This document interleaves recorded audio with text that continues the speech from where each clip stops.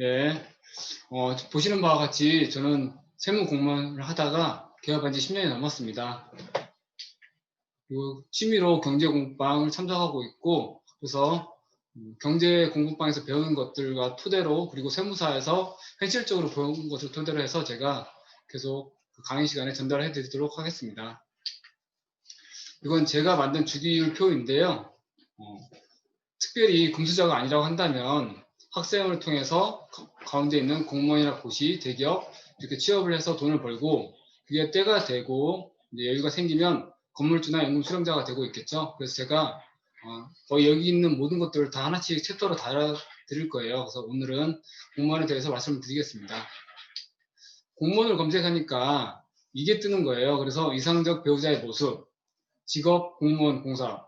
공무원 공사가 인기 있는 건 알았는데 1등 이상적인 걸로 들어갔다는 거에 제가 놀랬고요. 이거 보시면서 어떤 생각이 드시나요? 저는 일단 첫 번째로 장가를 잘 갔다 라는 생각이 들었습니다. 이 중에서 저는 제가 결혼할 때 공무원이었으니까 요거 말고 하나도 해당이 되는 게 없는 거예요. 키도 작고 소득도 적고 자산도 없고, 그럼에도 불구하고 저를 만나준 배우자에게 감사하겠다라는 생각을 했고요. 여기 보시는 분들도 자기가 이상적인 남편 또는 아내가 아니었다라고 한다면 지금 같이 이불 덮고 사시는 분에게 감사의 생각을 하는 계기가 되면 어떨까 들었습니다. 구체적으로 이제 공무원에 대해서 말씀을 드릴 텐데요. 여기 글이 되게 많잖아요. 그래서 제가 너무 많으니까 사실 보셔야 될 것들을 좀 포인트로 체크해 드릴게요. 일단은 공무원 시험이 9급, 7급, 5급 이렇게 있습니다. 그런데 9급이 가장 인원이 많고 뒤에 많이 있기 때문에 일단 9급 공무원을 기준으로 말씀을 드리겠습니다. 여기 보시면 다들 행정개혁이잖아요. 행정이 사실은 제일 많고 공무원이 가장 표본이 되는 거죠. 근데 보시면 경쟁률이 30대가 넘잖아요. 근데 이것 넘고 응시 합격률이 5%다 미만인데 응시 대비 합격률이에요. 보시면 응시자가 다 시험을 보지는 않고 한 80% 정도 시험을 보는 거잖아요. 그럼 제가 그러고 보니까 제가 시험 본 지가 벌써 근 20년이 다 돼가네요. 내년이면 20년인 거니까. 근데 그때 당시에도 응시율이 70에서 80%였었어요. 그래서 실제 그 시험 보신 분 중에 합격률이 최소한 1에서 5% 정도 되셔야 되는 거고요. 여기 보시면 합격 배수라는 게 있잖아요. 합격 배수가 제가 시험 볼 때만 해도 따로 면접이라는 크게 의미가 없었어요. 면접이 형식적으로는 있었으나 실질적으로는 거의 점수로 잘랐거든요. 그런데 한 10몇 년 전부터인가는 그 사기업처럼 면접을 좀 더 활성화하겠다라고 해서 여기 보시면 1.4로 돼 있잖아요. 이 의미는 뭐냐면 100명을 뽑을 때 필기 합격자 수가 140명이라는 뜻이에요. 근데 원래 목표는 130명을 뽑기로 했으나 시험 보다 보면 커트라인 걸리는 분들 있잖아요. 그런 분들을 더 뽑게 될 수밖에 없잖아요. 동점자를 다 합격시켜야 되는 거니까. 그래서 100명을 뽑지만 필기 합격자 수는 140명이라는 뜻입니다. 그러면 다시 면접에서 40명이 떨어지고 실제 100명이 붙겠죠. 그러니까 이게 시험 자체도 어려운데 면접도 더 까다로워졌기 때문에 갈수록 어렵다라고 보시면 되는 거고요. 이제 이 다른 직렬들 가볍게 한번 보겠습니다. 전부 다 대체적으로 행정직이고요.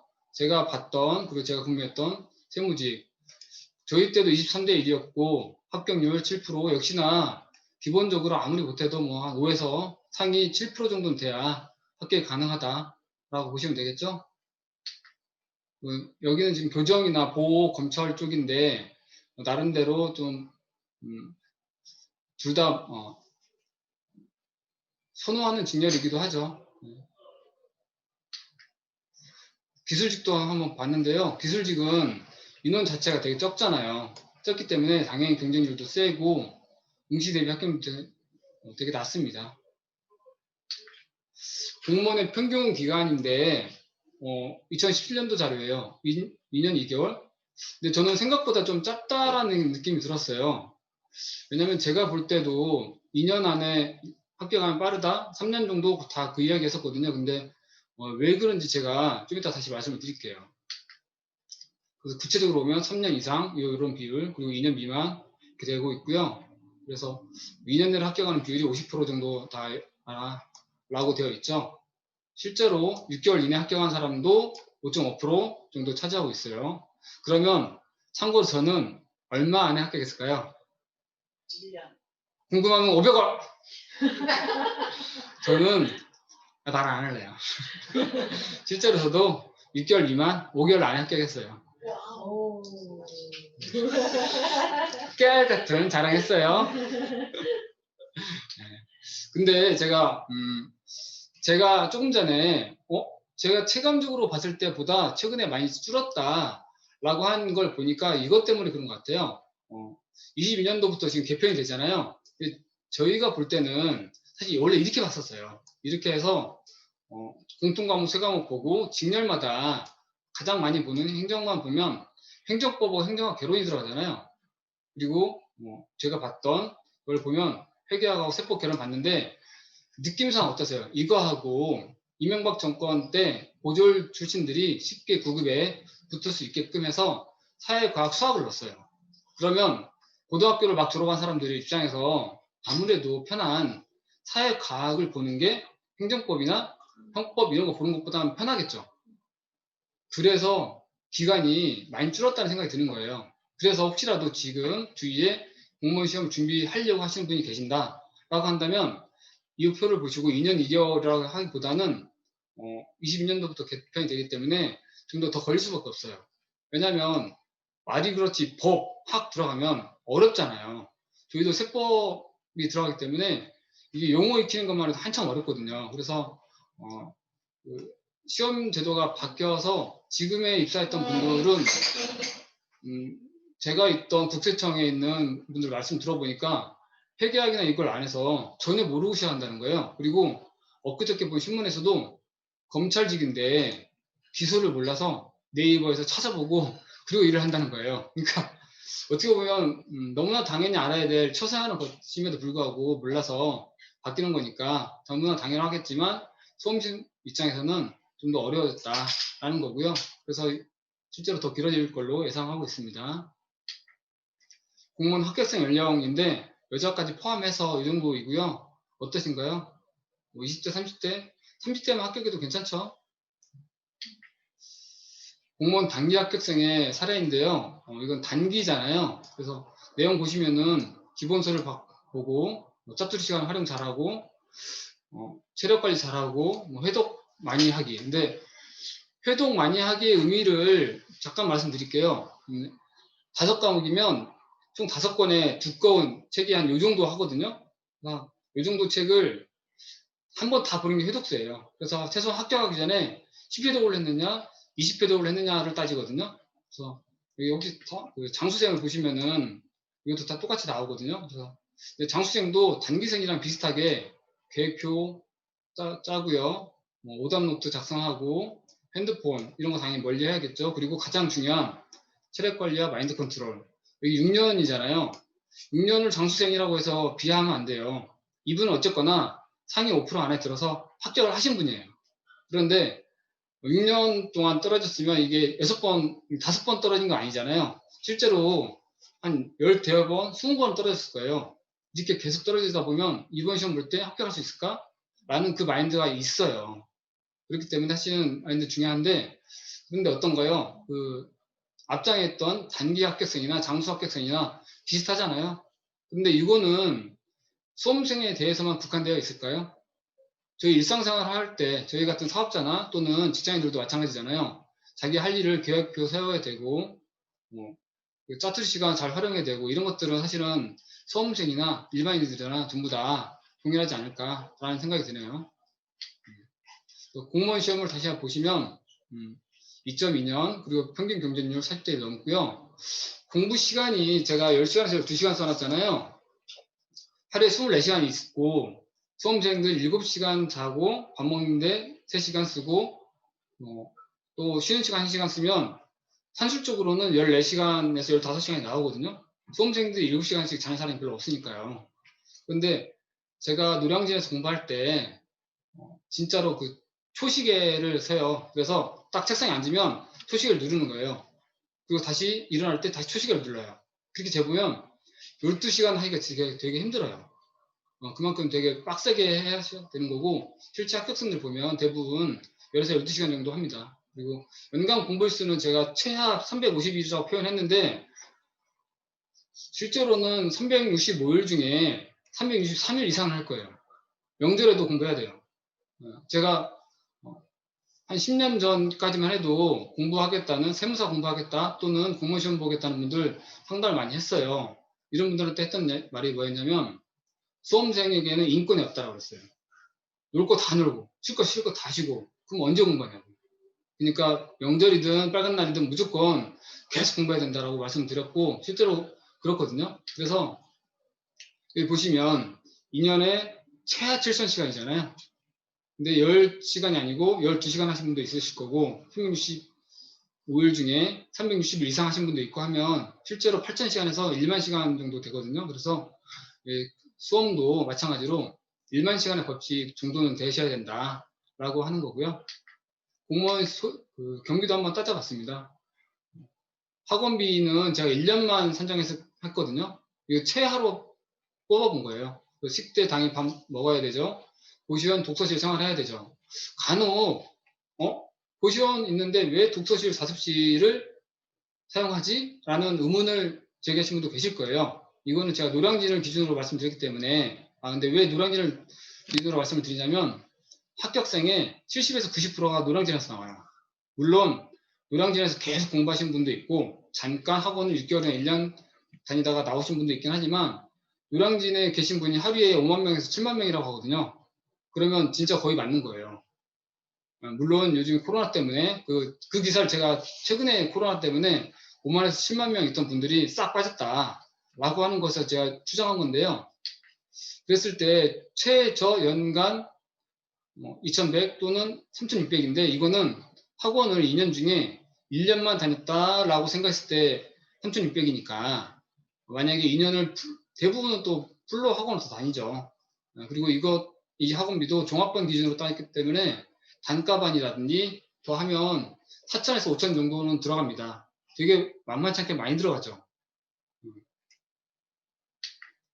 그래서 막상 합격을 하면 급여가 얼마나 되느냐라고 봤을 때, 이건 그 공무원들은 공무원 봉급표가 있어요. 이걸 토대로 만드는 건데요. 공무원들이 어떻게 월급만 받니? 각종 공제나 뭔가 수당이 많지 않습니까? 라고 또 의문을 제기하신 분이 계시기 때문에 제가 찾아봤습니다. 여기에서는 남자 군대 갔다 온 사무원 기준으로 정리를 했고요. 공무원, 소방이라든지 경찰 이렇게 좀 나름대로 위험하기 때문에 수당이 맞는 분들도 있고, 일단 행정직 위주로 볼게요. 행정직이 인원이 많기 때문에 분봉이 이렇게 되지만 공제해서 실제 180만 원 정도잖아요. 그러면 이게 19년도이기 때문에 최저 시급보다 조금 더 많은 거예요. 이때 최저 시급이 175만 원, 182쪽 저쪽 했거든요. 그러니까 최저 시급보다 조금 더 많다라고 보시면 되고, 단지 연봉은 대기업처럼 12개월은 아니고 퇴직금이 별도로 있거나 또는 공무원 연금이 있기 때문에 12개월 정도로 생각하시면 됩니다. 급여 어떠신가요? 물론 공무원은 단순히 월급만 보고 하는 건 아니고 국민들한테 봉사한다라든지 이런 큰 것들도 있기 때문에, 퇴직 공무원 연금도 있어서 월급만 생각할 수는 없지만 생각보다 높지는 않죠. 그래서 지금은 또 간혹 이런 이야기 하시죠. 지금 공무원 급여는 낮으나 나중에 시간이 지나면 공무원 월급이 되게 많습니다 라고 하신 분이 계시기 때문에 또 제가 만들어 봤습니다. 이거는 이제 딱 정해진 건 아니에요. 10년 차였을 때 사실 7급 직급마다 8급인 분들도 있고 7급인 분들도 있거든요.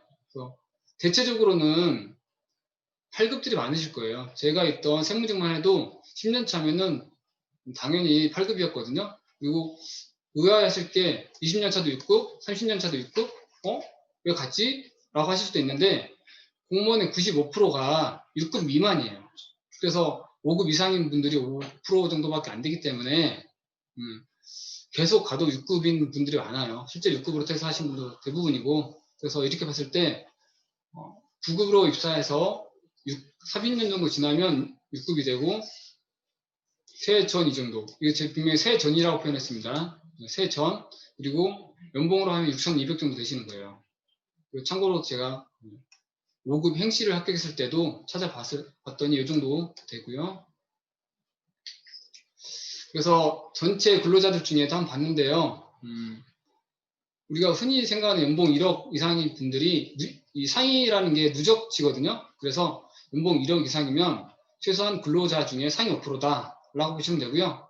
연봉 6천 이상이다 보시면 상위 17%에 20% 정도 된다고 하시면 되는 거니까 아까 공무원 생활 20년에 30년 정도 하시면 최소한 중산층 이상은 되신다 라고 보시면 되겠죠. 구체적으로 그 월급쟁이들 근로소득자들이 꿈의 연봉 1억 상위 5%였잖아요. 하면 구체적으로 얼마나 받을까? 13개월로 나눠야 되는 게 공무원들은 퇴직금 별도지만 일반적으로는 퇴직금 포함해서 연봉을 이야기하거든요. 그래서 실제 한 610만 원 정도 되고요. 연봉 1억을 1년 만에 되진 않잖아요. 아무리 석박사 출신이라 하더라도 보통 7년 이상 되는 거고요. 그리고 사기업들은 오래 근무할 수는 없으니까 얼마나 되는지 좀 다르지만 그래서 제가 지금 유산화 사업 설명을 하고 있기 때문에 유산화의 직급도 한번 봤습니다. 골드 직급을 했을 때 월급 460만 원, 연간 5,500 정도인데 제 스타일이 이거는 최대한 좀 낮게 잡아놓은 거예요. 왜냐면 유산화는 주급입니다. 좀 이따 다시 말씀드리겠지만 주급인데 1년에 52주예요. 그러면 4주씩 계산했을 때 13개월이 나오거든요. 저희가 최저로 잡았을 때 5,500 정도 되시는 거고요. 루비 정도 하면 1억 정도 되시는 거니까 아까 20년차 공무원 월급하고 골드가 비슷해지잖아요. 그래서 골드를 빨리 가신 분들은 1년, 늦게 뭐 5년, 10년에 걸치더라도 급여는 훨씬 좋을 수 있다라고 보시면 되겠고요.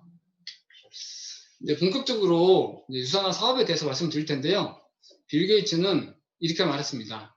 내가 만약 소프트웨어 사업을 하지 않았다면 네트워크 사업을 했다. 그런데 이분은 왜 네트워크 사업을 했다라는 거에 대한 설명이 없어요. 그래서 제가 생각하고는 왜에 대한 것을 말씀드리겠습니다. 제가 이거 항상 강의할 때마다 쓰는 편인데요. 세일즈는 일반적인 거죠. 그래서 항상 하루에 5개씩 판매하고 한 달에 150개를 판매하는 거고요. 네트워크는 판매와 사업을 병행합니다. 그래서 파트너 한 명을 찾고 그 파트너에게만 하나를 판매하는 거고 그러다 보면 당연히 누적 판매량도 한 달에 1개밖에 못 팔겠죠. 그러나 여기 보시면 계속 기하급수적으로 복리로 그 배수로 증가하고 있잖아요.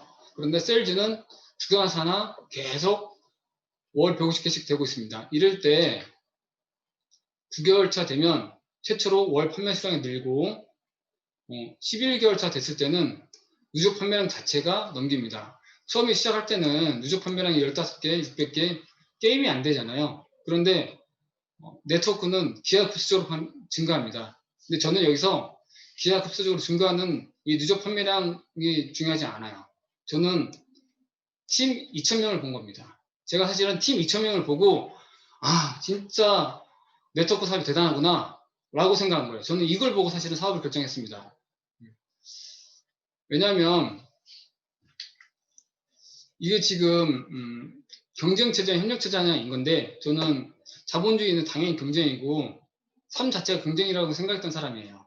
그리고 저희가 하루에 5개씩 뭔가 되게 좋은 제품을 판매하고 있다고 한다면 경쟁이 치열해질 거잖아요. 그러면 이분이 10년 후에도 하루에 5개씩 팔 수 있을까요? 20년 지나도 월 150개씩 팔 수 있을까요? 절대 그렇게 안 되죠. 이게 독점이 아니고서 이렇게 안 되는 건데 협력을 하는 거잖아요. 그러면 저 혼자 사업을 하는 게 아니고 2,000명이랑 같이 하는 거예요. 그래서 세일즈는 죽거나 사나 10년이나 30년이나 혼자 하셔야 되는데 30년이 지나고 나면 월 150개에서 100개, 50개 줄겠죠. 그러나 네트워크 사업은 시간이 지나면 지날수록 갈수록 증가하겠죠. 증가하는 게 조금씩 증가하는 게 아니고 기하급수적으로 이렇게 증가하거든요. 그래서 이 기간만 힘들 때 버티면 되는 거예요. 또 하나는 뭐냐면 복리, 제가 기하급수로 성장한다고 그랬잖아요. 복리에 비교되는 말을 사실은 찾기가 힘들어서 제가 그냥 물음표로 해놨는데 단리는 최소한 꾸준히 이렇게 증가는 하는 거잖아요. 근데 이거는 사실은 증가할지 감소할지도 모르고 오히려 감소할 확률이 많은 거거든요. 그래서 세상에 나쁜 복리는 많아요. 우리가 사채 영화에서 보면 원금은 500인데 실제로는 한 8천 이렇게 된다고 하잖아요. 그러니까 나쁜 복리는 많은데 세상에 좋은 복리를 보신 게 있나요? 저는 세상에 좋은 복리를 본 적이 없어요. 요즘 보험에서도 금리가 1%밖에 안 되기 때문에 예전엔 보험이 복리를 많이 강조했었는데 요즘은 비과세를 강조하고 복리는 많이 강조를 안 하더라고요. 워낙 금리가 낮았으니까. 그래서 진짜 제가 본 세상에서 유일하게 좋은 복리다라고 말씀을 드리고 저는 여기에 진짜 맛이 가서 진짜 맛이 되게 반해서 사업을 하고 있다라고 다시 강조하고 있습니다. 네. 전문가가 말하는 6가지 성공 조건 10년 이상 이어야 되고요. 주식 상장 당연히 해야 회사에 대해서 알 수 있고요. 제품의 전문성, 공신력도 당연히 있어야 되고 보수 체계가 합리적이어야 됩니다. 저희 유산화는 당연히 이 모든 조건을 충족하고 있습니다. 29년 넘었고요. 그리고 뉴욕 증권거래 상장했습니다. 그리고 보수 체계가 되게 쉽고 간단합니다. 제가 오늘 되게 길게 설명했지만 사실 이거는 금방 할 수 있어요. 그리고 공제조합은 직접 판매 공제조합과 특수 판매 공제조합이 있는데 이것도 사실은 약간의 급이 있어요.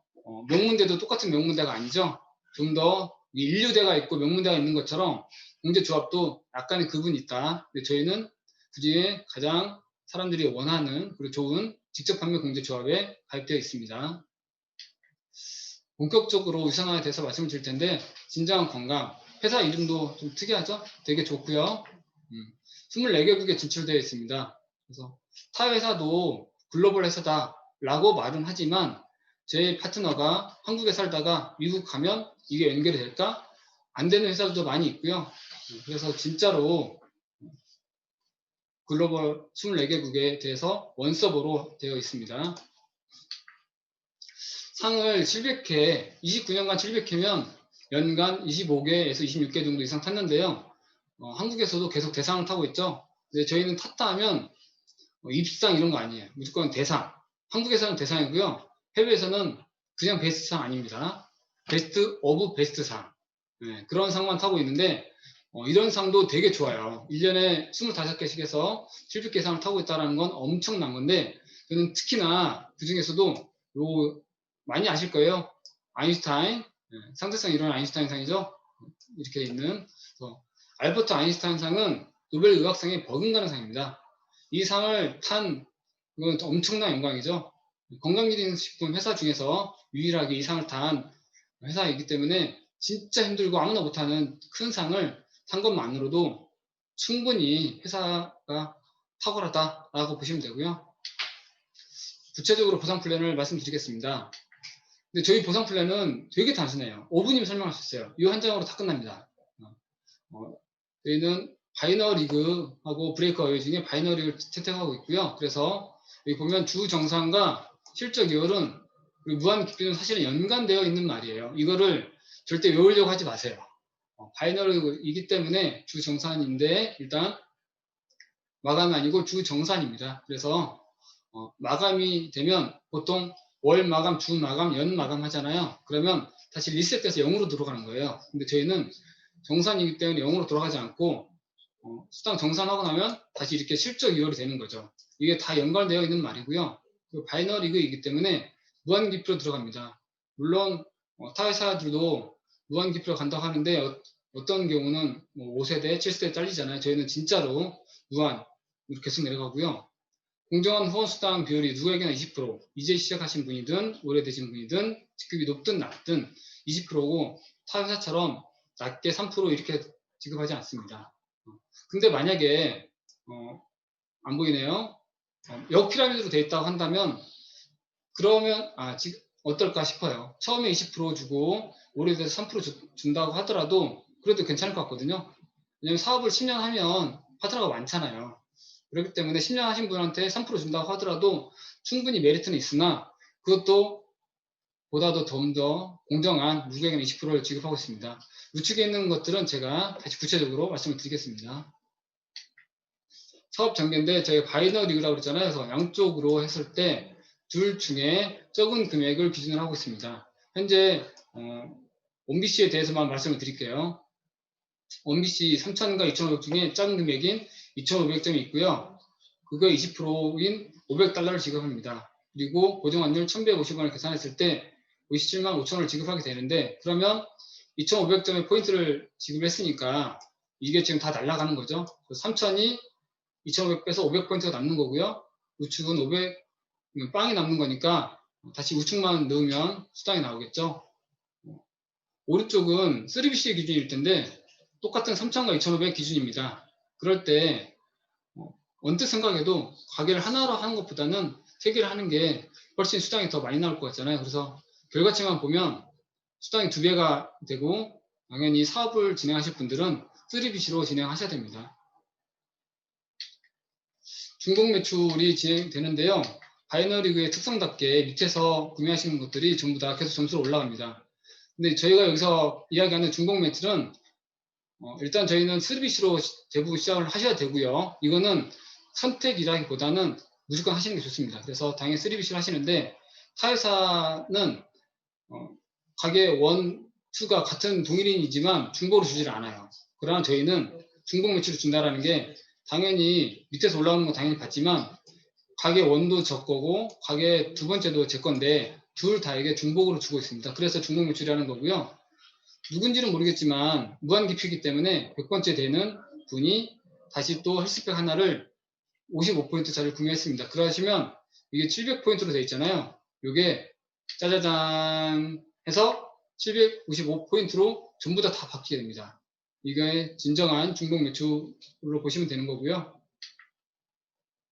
추가 비즈니스 센터는 저희가 무한 기표로 내려가기 때문에 계속 늘 수 있어요. 그래서 10년, 20년, 30년 하다 보면 밑에 파트너가 엄청 많잖아요. 그래서 꼭 국내의 다른 타 네트워크 하신 분들은 깃발 꽂아야 된다고 말씀하시죠. 근데 깃발 꽂아야 된다는 말은 사업을 시작한 지, 그 회사가 사업을 시작한 지 10년이 안 됐다는 말이랑 똑같거든요. 망하는 확률이 80%인데 사실 넘죠. 10년 이상이어야 되고 깃발 꽂아야 되고 이러면 사실은 모순이잖아요. 그리고 무한대로 파트너가 많다 싶으면 무한대로 소득을 받으면 좋지만 현실적으로 우리나라에서는 방문 판매업법상 법률적으로 매출의 35%만 주게끔 되어 있습니다. 그래서 무한대로 줄 수는 없고요. 그래서 회사에서 나름대로 정한 기준이 있습니다. 저희가 좌우 5천 대 5천이 딱 맞으면 맥스 아웃이라고 해서 수당을 한 주당 115만 원까지만 줍니다. 그래서 5천이 아니고 만약에 6천이다 그리고 7천이다 라고 한다면 무조건 5천밖에 안 주는 거예요. 그러면 되게 억울하잖아요. 나는 6천과 7천을 채웠는데 5천밖에 안 줘? 되게 억울해. 그리고 돈을 많이 벌고 싶어. 한 주에 115만 원이니까 한 달러 따지면 460만 원 듭니다. 그러면 200에서 500 정도 버는 분도 계실 텐데, 물론 이것도 좋지만 나는 한 달에 1000에서 1억 이상 벌 거야 라는 분한테는 좀 유산하는 하면 안 되나요? 아니죠. 그래서 회사에서 추가적으로 만들어 주는 게 추가 비즈니스 센터입니다. 그래서 이렇게 될 때마다 각 BC를 하나씩 추가적으로 주는데요. 가게 3개보다는 4개, 5개, 10개, 30개면 좋겠죠? 그런데 특이한 점은 뭐냐면 가게가 3개이나 가게가 30개, 50개이나 여기 보시면 유지비용이 40만 원 선 동일합니다. 이런 게 어딨나요? 제가 처음에 이걸 보고 가게 3개에서 하나씩 늘릴 때마다 10만 원씩 더 구매하라고 하면 어떨까라는 생각을 해봤어요. 그러면 안 하실까요? 가게 하나당 최대 매출이 수당으로 100만 원에서 500만 원까지 나오는데 10만 원 더 내라면 당연히 해야 되죠. 그런데 이랬을 때 어떤 부작용이 생길까요? 누군가는 40만 원을 사는데 가게 50개 이상이신 분들은 500만 원 사실 거 아니에요. 그러면 어떻게 돼요? 그 한 가족이 500만 원 활용 못 하잖아요. 딱 50만 원 정도가 한 가족 최소한 이 정도는 써라 라는 의미인데 나머지 100에서 뭐 한 400 이상이 그럼 못 쓰기 때문에 밖으로 나가는 거잖아요. 이게 어떻게 보면 사재기예요. 그래서 회사에서 사재기를 방조하는 거다라고 하는 거고요. 평생 매칭 보너스입니다. 그야말로 보너스이고요. 가입 후 8주 이내에 4명을 후원해서 1600포인트를 작성하면 주게 되는 건데요. 그러면 자격증을 한번 요걸 달성하시면 평생 줍니다. 일단 운전면허증처럼 평생 자격을 달성했고요. 그러면 매칭이잖아요. 저만 하는 게 아니고 파트너도 PPPS 자격을 달성을 하면 평생인데 매칭이 된 거예요. 그랬을 때 15%의 추가 보너스를 지급합니다.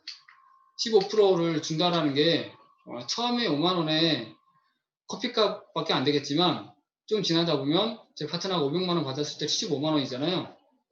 또는 7만 5천 원씩 20명, 30명이 나올 수가 있는 거예요. 그러면 어마어마하게 되겠죠. 이 보너스는 파트너 거를 뺏어서 주는 게 아니고 회사에서 추가적으로 더 지급을 하게 됩니다. 그리고 사업을 2, 3년만 하실 거 아니잖아요. 20년에 40년 하셔야 되는데 하다 보면 2천만 원짜리 나오죠. 어우, 상상만 해도 흐뭇하지 않나요? 2천만 원에 15%의 300을 매달 계속 받습니다. 상상만 해도 되게 좋아요. 네, 저도 꼭 이런 파트너, 일단은 제가 돼서 위에 스폰서님 드리고, 저도 파트너 열심히 껴서 이렇게 받도록 하겠습니다. 네. 리더십 보너스인데요. 전 세계 매출의 3% 이상을 골드 이상 지급부터 지급하게 되는데요. 이것도 되게 합리적으로 지급하게 됩니다. 예를 들어서 루비이신 분이 매주 루비의 자격을 달성하게 되면 매주 60만 원, 한 달에 240만 원을 지급하게 되는데 루비이신 분도 하다 보면 뭐 그 주에 골드만큼 하실 수도 있잖아요. 그러면 타 회사처럼 도 아니면 뭐, 60 아니면 빵 이런 게 아니에요. 루비이신 분이 골드를 하시게 되면 20만 원치는 지급을 해드립니다. 그래서 이것도 사재기를 방지하는 차원인 거예요. 만약에 타 회사처럼 루비이신 분이 도 아니면 뭐로 갔으면 조금만 채우면 40만 원 더 받잖아요. 그럼 40만 원 당연히 사야죠. 그럼 이것도 마찬가지로 사재기가 되는 거기 때문에 문제가 되는 거거든요. 그래서 회사에서 어떠한 방식으로든 계속 사재기를 방지하는 쪽으로 되어 있고 보상체계도 되게 합리적으로 되어 있습니다. 오늘은 제가 공무원에 대해서 말씀드렸고요. 향후에도 고시, 대기업, 중소기업, 건물주, 연금수령자 제가 각 챕터별로 계속 네트워크 사업과 특성 비교해서 말씀을 드리겠습니다. 제가 전직 세무 공무원이고 세무사를 하고 다시 지금 유산화 네트워크 사업을 하고 있잖아요.